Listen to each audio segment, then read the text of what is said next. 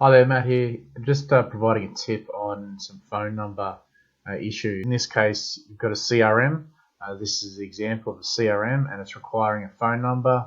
However, you need to adjust the phone number to local settings or whatever. The phone number will display in the format that you want it to. So what happens if you don't have the client's phone number and your scenario is relying on the phone number being present? So if there was no phone number given here, this set variable would not work. And in a scenario where you've potentially got like databases and things like that that rely on it, it's just going to break your scenario. So this is a workaround I did. I added another route.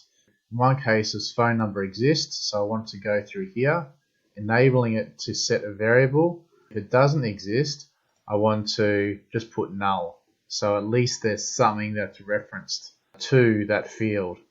So what happens next is what I did in this instance is the default set variable is a phone number. So that's the ideal one that I want. So the ideal one is this one. And this will be populated if the phone number exists. And if it doesn't exist, it's just going to be a null figure. So what I did here is I made sure that we had two options. So use the if statement. So if the phone number is not there, there's no detail or records, no value, phone number in this particular variable, it'll default to just a blank. So then the scenario can progress. So that's exactly what I've done. So as you can see, after implementing that, it's actually gone through the rest of the scenario.